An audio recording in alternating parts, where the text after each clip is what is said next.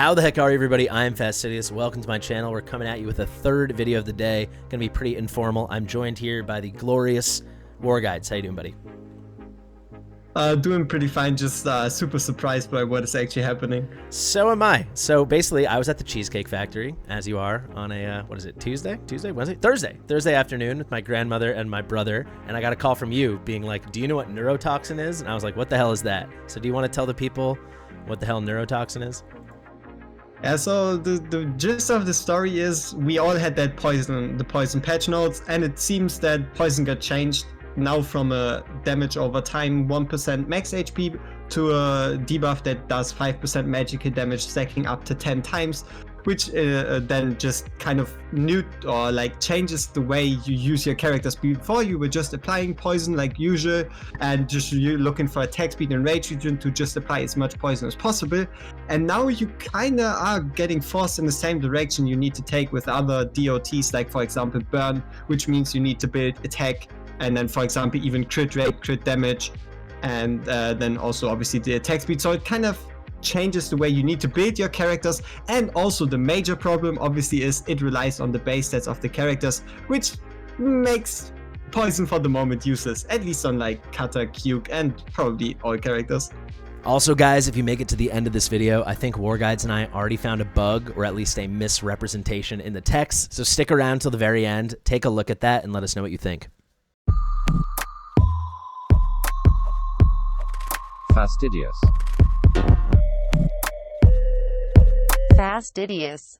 Yeah, so I put out a video earlier today. I think you were very in tune with what was going on. Poison now it's basically like its own version, a sister at the very least to burn, right? You're going to get some amount of stacks. It's going to do some amount of magic damage per second. You guys can see here you can get up to 10 stacks, 5% continuous magic damage per second, lasting for 10 seconds. So at 10 stacks, you're going to have, what is that, 50% magic damage per second, right? So we were all kind of bummed out. And then you took the initiative to be like, but what about general viability, right? Like, where do we use it the most? I mentioned in my original video that came out earlier today, Liam, and you just took it upon yourself to be like, well, Liam wasn't mentioned in the notes. Is he affected? And you were ready, if I'm correct, right? You're ready to make a video being like, oh, RIP Liam, right? yeah, I just wanted to be like, all right, it's time to get over the fact that you need to pull a Silas if you want to clear 321. I went into Liam, clicked on the poison, already resigned to my fate, and then what do I see? Neurotoxin. What the hell was that name? And then the description. It's poison, but it's neurotoxin. It literally is just poison. They just changed the name. Like, they literally just changed the name. I'm going to show everybody right now because that was the test server. This is my account on global server where nothing has changed. And it's even the icon. It's unbelievable. And I think this is something we should talk about at the end of the video, because for anyone who doesn't know, if you didn't read the title or saw the thing, we're going to do all the testing because all the things are live now on the test server. So we're going to compare Esme to the Esme you tested a while ago before this nerf. We're going to compare two cutters. But at the end, I think we're going to have to talk about the messaging in this game because I don't know what the hell's going on. I mean, this is so weird. It's literally, look at this. This is my account, and people will barely be able to tell the difference. That's it. What has changed? Literally nothing. It's the same symbol. It's the same little icon. They just decided, all right, Liam needs to remain somewhat viable. You were saying, it's interesting. They must know about the game. They know about Liam's strats, so right?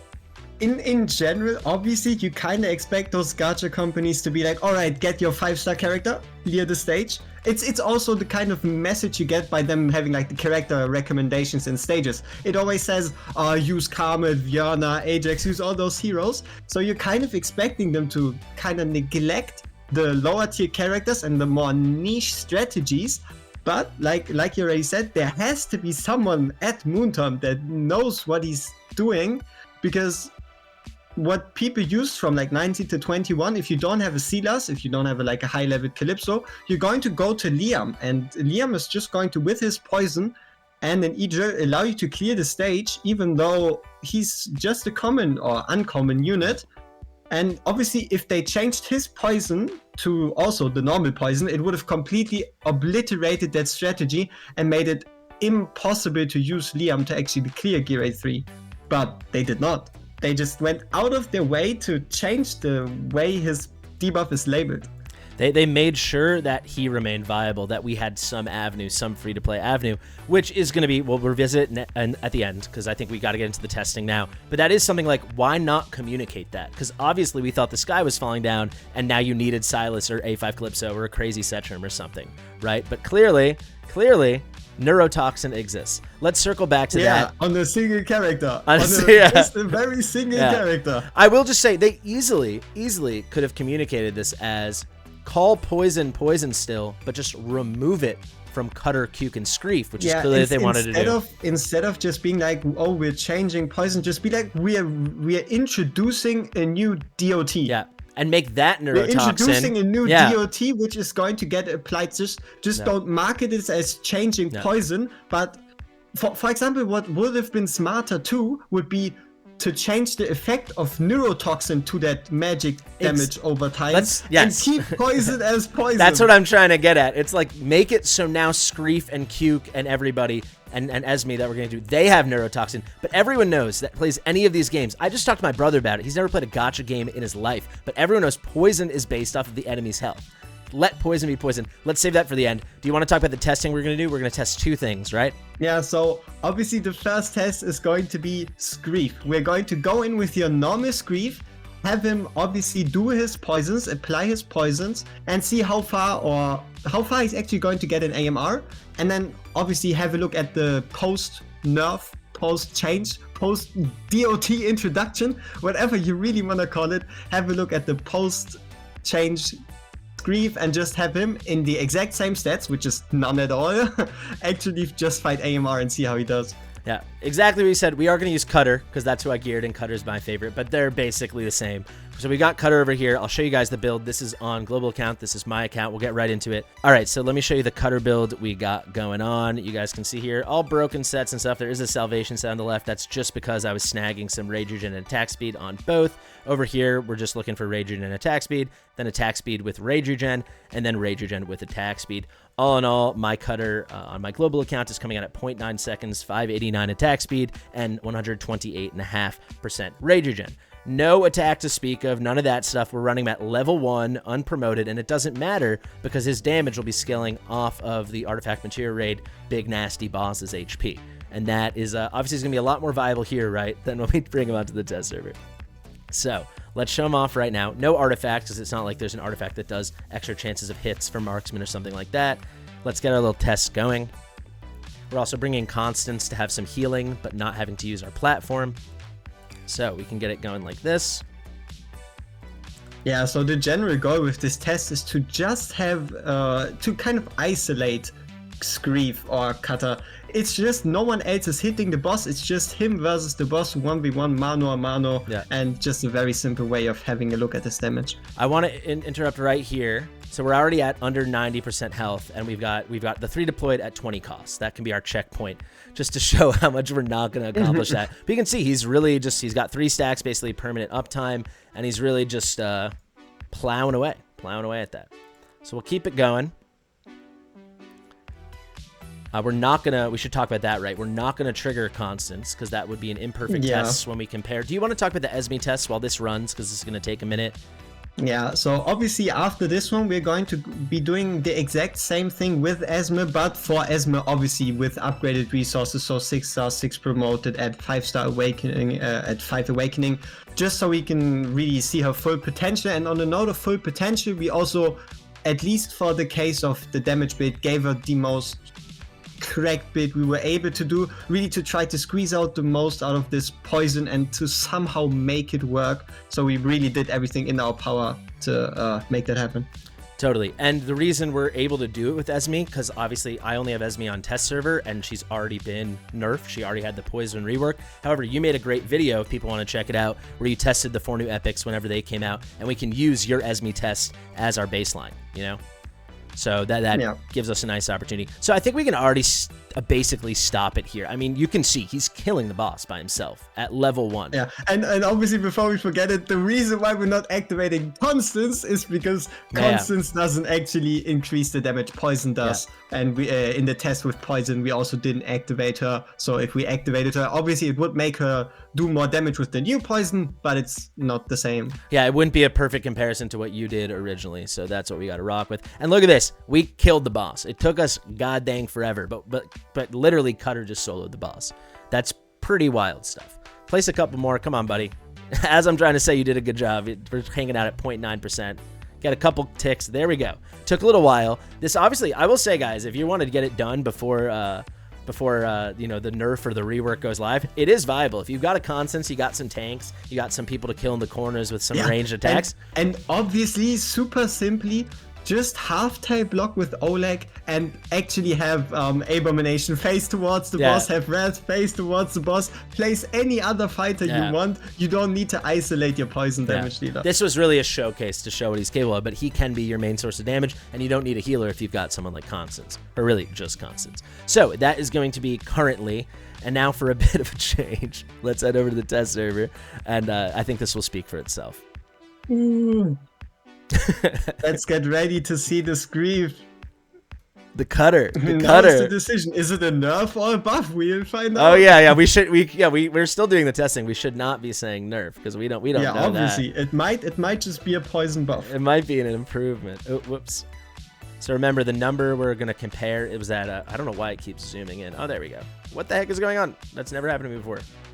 What the heck? Wait, do you see the numbers? I also don't. He's still at 100%. Don't blink, guys. Don't blink, guys. You might miss it. So remember, at 20%, we were at 89% health, and now at 20 cost. I mean, now 21 cost. Now we're at 99.9% health. And this is, I guarantee you, we'll just stop it already.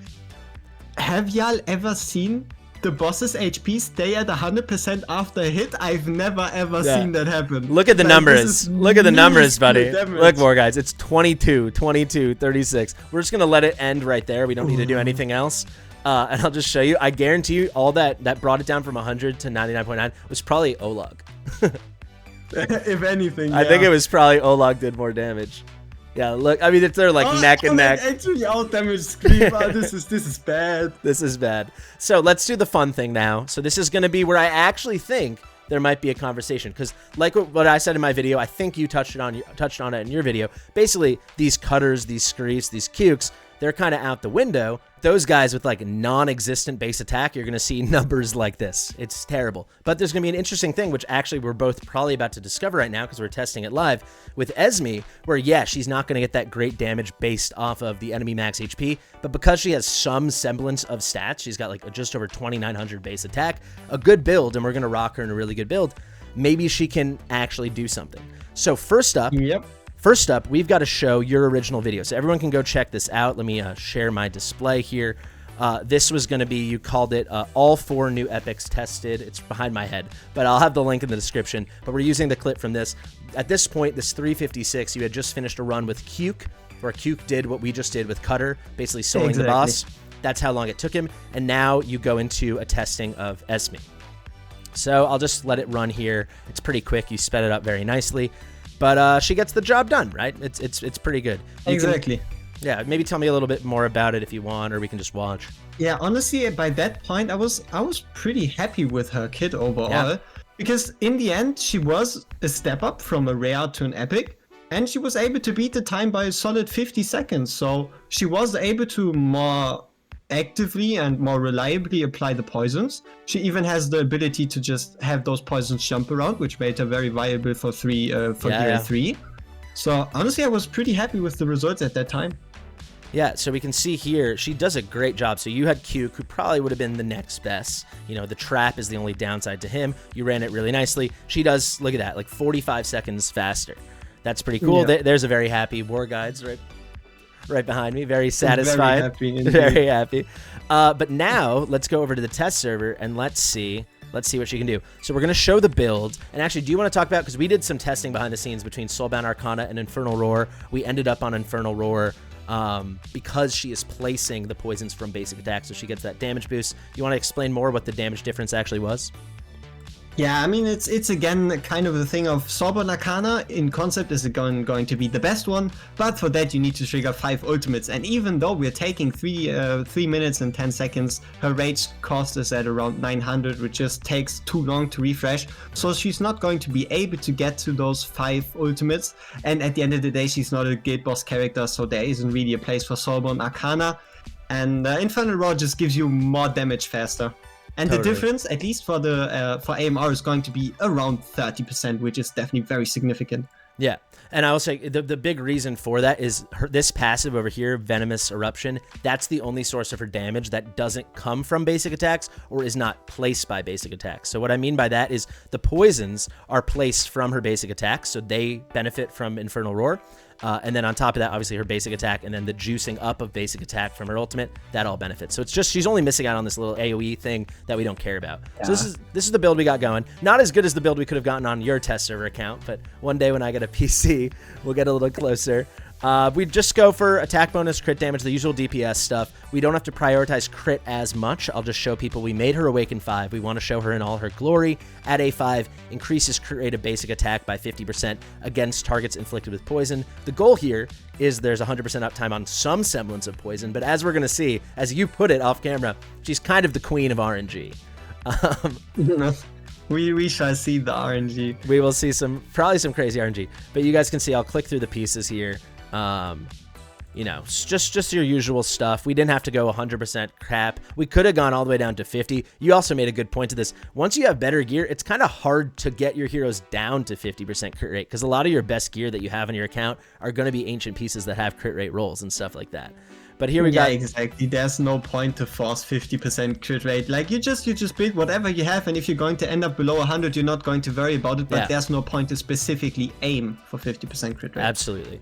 But we do have the benefit of her being at 94.5% and being like, who cares? It's 100%. So we'll look at the total stats here. We're at 14.2 attack, a 1.1 second interval with 424 attack speed. She's crit capped for all intents and purposes because of her A5. And then she's got nothing crazy, but 259.5% crit damage. It's the best build we could get going while maintaining super high levels of attack speed. Many of you can probably get better builds, but this should be a nice baseline to set. For Artifact, we're going to run her in a maxed out Spirit Siphon. Let's give her all the opportunity in the world to perform. Exactly. So yeah, obviously we went over the gear that we're going to use right now, and just for those curious, this is the gear that has been used in the video, which as you can see just is super high attack speed, super high rage regen, and rather decent attack, and then obviously minor benefits from the crit rate, but at the end of the day it was a poison appliance or poison application build. Yeah, totally. I want to point one thing out, totally unrelated, but you might have noticed the build I used on my cutter on my account, the build you're using here on your test server, Esme, we're both using Salvation Set. So people always say Salvation Set is trash, and it kind of is. However, Salvation Ancients have extremely, extremely high chances to have attack speed and rage regen in the substats. Yep. So that's why you might see stuff like this. I just want to point that out for anyone wondering. It's a really cool benefit if you have like a spammer hero that you just want placing a bunch of debuffs or doing something like that. Just a little aside there. Okay, so we're going to do the same thing we just did. Obviously, we're going to see kind of a different manifestation of what we've been looking at so far, but I'm very curious. I'm very curious. So we're going to head into battle. You guys can see we added a timer up in the corner above my head. I'm going to do this for consistency's sake, exactly the way you did it. So as soon as this pops up, we're going to pause it. Now I'm going to start the timer. Now we'll resume, and we're going to keep this on 1x speed, right? Because that's how you did it. So we might be sitting here for a little while. It just makes it easier to keep track of the time because 1 second passes, and it just makes it easier. Totally, because we'll have to sit here and talk to each other. Yeah, I guess. I mean, now that I think about it, I could have also just doubled the time I got, but I mean, at the end, hindsight is 2020, right? We're rolling. Well, there's some stuff we wanted to talk about anyway while we wait for this to get set up as it is, right? So you were talking about that you actually did do the testing with Neurotoxin and Poison, because I know some people are asking about that in the comment section of your video, right? So I didn't actually expect it, but if you've noticed, Poison and Neurotoxin have the exact same description, so I just assumed it's gonna be the same, and then I got a comment asking me to actually properly test it, which then I've obviously done, and it is the same. They do percent damage, so it does what it says on the label. I will say, in defense of that commenter, It's happening all the time. Maybe this we can do our wrap-up discussion now. They're just not communicating clearly, so we kind of can't believe what we read half the time, right? Do you remember Dolores and descriptions? That was our first video. I think that was our first video ever. Yeah, maybe. Yeah, so if you guys don't know, if you look now at Dolores, and you can go way back, it's the first video we ever did together on my channel, and basically we had both been hearing that attack speed didn't affect Dolores, but we're like, well, it doesn't say that anywhere, so then we actually tested it, and it didn't affect her, and they actually ended up adding a lot of text into her basic attack now, saying attack speed does not affect the rate of her basic heals. But things like this are getting discovered all the time, so I think it's pretty fair of your viewer who is like, hey, can you actually test that though? Definitely. You always got to be safe with the devs.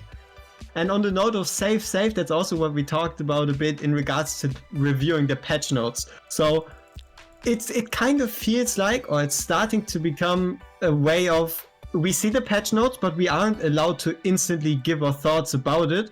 But we kind of need to reverse engineer the intent of the developers and check every single thing to figure out if there might be a way they've changed it like this to allow this to work. And then it's just basically kind of they don't communicate well, be it through text or in general. Yeah, I think that is how I wanted to end this and just have a discussion of like, why can they not maintain proper communication? It's the ultimate headache. Like Besos, now that we've both done testing on him, I just had my video come out today as well.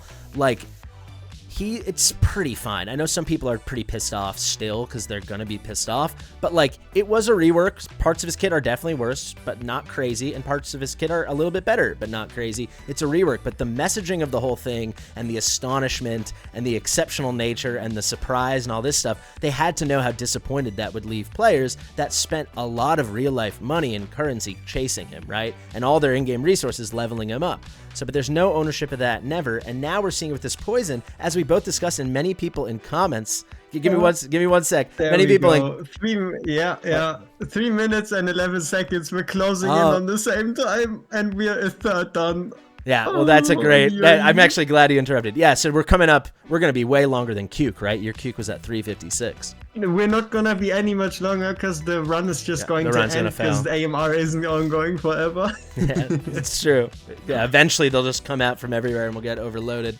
We'll see how far we make it because we need to wrap up what we were saying here as well. Like, if they had, instead of changed what poison did, just changed those things they wanted to change to Neurotoxin and let poison on Liam continue to be poison, how would that not be better, right?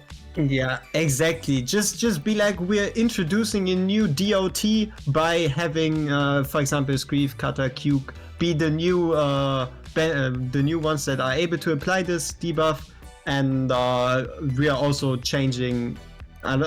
Just keep the name. Like it's just there's so many better ways. Yeah. We can say poison. We think on some heroes they were proccing it too much on their basic attack. That is one thing to point out with Liam, right? The reason I didn't touch on him on my video beyond like mentioning that he was good for Gear 3, he wasn't getting changed. We didn't realize that he was going to get Neurotoxin, but he doesn't have a basic attack. And the big thing that happened to Cutter and Cuke and all those guys who just died. Oh my god. Oh, Constance died. That is what it is. But the main thing that happened to them, aside from poison changing, was we'll just let this run. It's over. It's over, baby. It's not happening. Yeah. But the main thing is their frequency that they put it up. I think it was 30% on all their basic attacks. Now it's 20% on Cuke and 15% on Cutter and Screeve. That didn't happen to Liam, right? He places on the ult. So they could have just said, these guys, their frequency's lower, and instead of poison, now they're going to place Neurotoxin, and Liam remains with poison, right? That's so much cleaner. I think so. Yeah, definitely. So There's too many ways. Like either just keep poison and rename toxin, or properly introduce Neurotoxin. Actually mention Liam in the patch notes. Totally. Mention Aracha. Mention Esme. Whatever. Yeah, exactly. No. It is what it is, baby. I mean, any final thoughts? I think we ended up with some pretty thorough testing. We made it. I stopped it about 3 seconds after, so we made it. It was 5 minutes 15 seconds till the whole run fell apart. I think we were getting close to half health. So clearly, if anything. This is so yeah, unless you can magically double the stats on your Esme, so give her like a crazy attack. Like this is not even physically possible to.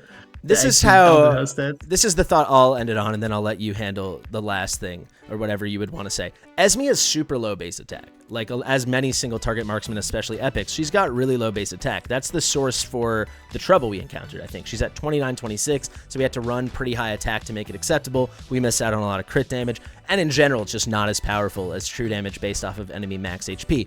But if you think about what are 10 max stacks, if you're able to get the full potential, that's 50%. That is the same as Toxic Fire, which, as we saw, Nassault was really, really good. Like in Arbiter of Frost, Nassault, when he gets his Toxic Fire going from the Alchemy, how do I find his Toxic Fire? My God. Here we go.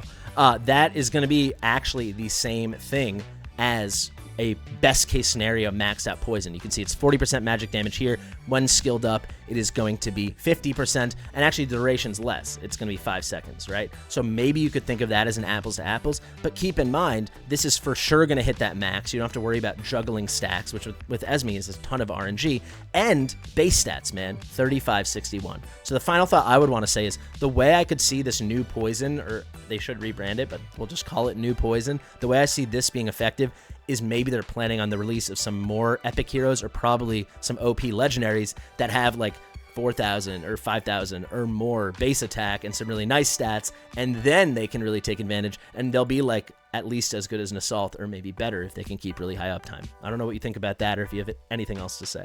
Yeah, I mean, that's also kind of the way they've done it, right? So they ended up having poison units. They had their usage, everyone was using them. There were maybe a bit too many poison units that weren't too different, right? Like Kata's Grief, kind of the same thing. Q also kind of the same thing. So you kind of had copies of the same units.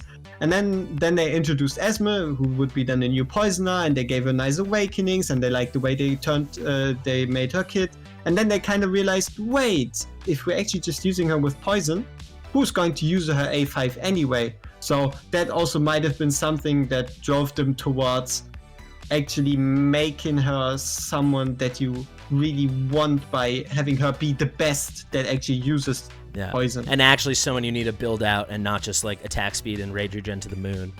Another good thing you pointed out is some testing you did separately. Your Esme performed a lot better, and that's because you actually were triggering constants. So you can actually buff the units now, since it's going to be based on your own stats. So that is another benefit, I suppose.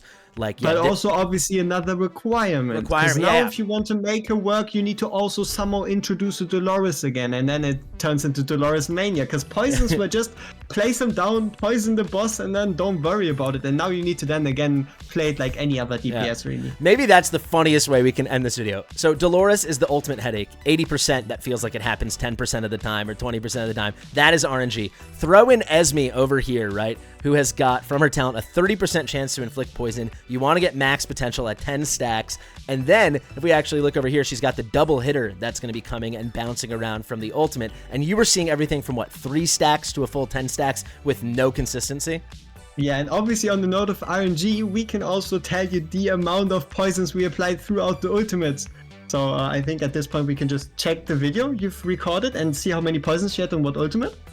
To finish it off, to drive home the point, we can be something like, I don't know if you've paid attention, but her poison on number 1 was 7 stacks, on number 3 was 10 stacks, and then 4 stacks. I'll definitely have zoomed in on my face as I realize that it's a great point you're making, but now I have to go back and do all that counting. But yes, for sure. And we'll have expressed all that. I'll go through and I'll have it coming up above me right now for each ult that we were able to trigger of her, the max and minimum stacks, just to show that variance. War Guides, thank you so much. Thank you for discovering Neurotoxin. It's a mess, man. The game's a mess. Yeah, on that note, before I send myself off, I'm just here making Fastidious work a bit more, because he just planned on making it a very fast video, and I was like, maybe let's just give the people something extra. Let's just already combine it with the poison testing, which then turned into this behemoth. I will tell you guys, I was like, hey, if you want to throw a video together, I'm coming home from lunch. You reached out to me, it'd be fun we haven't done a video together in a while, and I'll be like, maybe we knock it out 5 or 10 minutes. We've been recording for 40 minutes and 34 seconds, and we talked for 30 minutes before that. So thank you. It'll be a good video. It's very nice to have you, and I'll have all your links in the description, top and comment. Thanks a bunch, buddy. Guys, subscribe, share it with your mother. We'll see you in the next one. Okay, so we're going to throw this in at the end for anyone that stuck around. I'll have made a little bit of a note at the beginning. I think we found, I don't know if you want to call it a bug, but clearly an actuality that is different than the text. So look, we're going to place Arrogance, watch the stacks and the countdown on the poison up there. You can see it's going to refresh right here. And now this is going to be the last stack. In the next little rotation before this one goes and the whole thing falls off, you are going to see that she's not able to place another one to keep it going and keep this big 10 stack of poisons rocking. We're at about 1:13 seconds, and you will see it should be lasting 10 seconds. That is what it said in the poison description. It lasts 5 seconds from 1:13 to 1:18. It drops off. Not too good. I'm going to let you hop in 1 second, but let's actually fast forward here. This happens again from 349 to 349 to 354, and this one's really easy to see because it's just one stack. This stack of 7 here is about to fall off. Then right before 348, right before 349, she's going to place one right there. You watch, now it's 349, and then right before 354, she doesn't place another one, so it just falls right off. Clearly, right, Warguides? Clearly just lasting 5 seconds.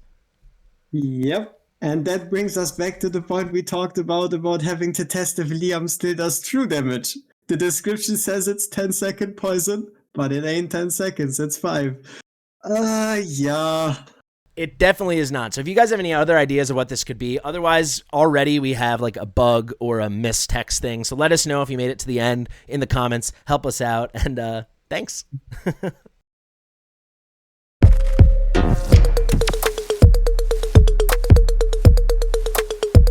Fastidious.